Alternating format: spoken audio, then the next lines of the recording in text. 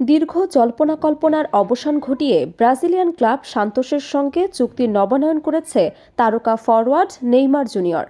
নতুন চুক্তি অনুযায়ী 2026 সালের 31 ডিসেম্বর পর্যন্ত শৈশবের ক্লাব সান্তোসেই খেলবেন এই ব্রাজিলিয়ান সুপারস্টার। ব্রাজিলের প্রভাবশালী সংবাদ মাধ্যম গ্লোবো এই তথ্য নিশ্চিত করেছে। গত বুধবার আনুষ্ঠানিকভাবে চুক্তি নবায়নের বিষয়ে দুই পক্ষ চূড়ান্ত সমঝোতায় পৌঁছায়। সান্তোসে ফেরার পর এটি নেইমারের সঙ্গে করা তৃতীয় চুক্তি। এর আগে 2025 সালে 2 দফায় 6 মাস করে চুক্তিবদ্ধ হয়েছিলেন তিনি।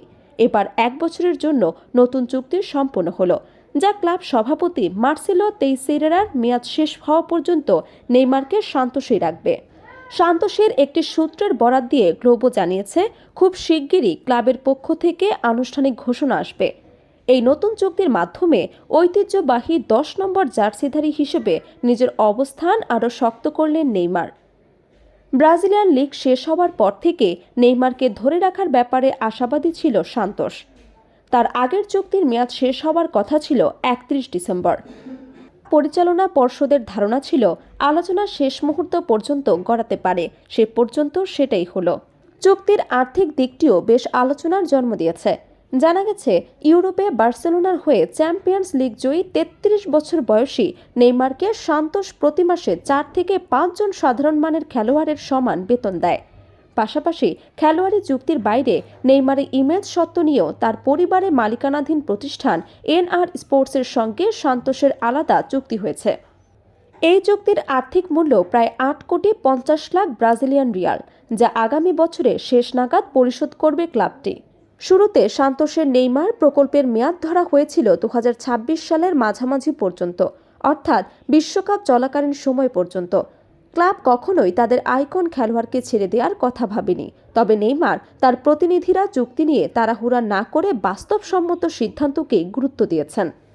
বর্তমানে মৌসুম শেষ হওয়ায় নেইমার মনোযোগ দিচ্ছেন হাঁটুর মেনিসকাস অস্ত্রোপচারের পর পুনর্বাসনে।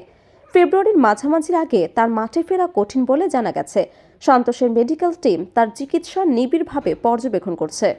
সদ্য শেষ হওয়া মৌসুমে নেইমারের অবদান ছিল সান্তোসের জন্য অত্যন্ত গুরুত্বপূর্ণ। তার নৈপুণ্য ব্রাজিলিয়ান শীর্ষ লিগে অবনমন এড়াতে সক্ষম হয় ক্লাবটি। অবনমন ঠেকানোর লক্ষ্যে শেষ 3 ম্যাচে চোট নিয়ে মাঠে নামেন নেইমার।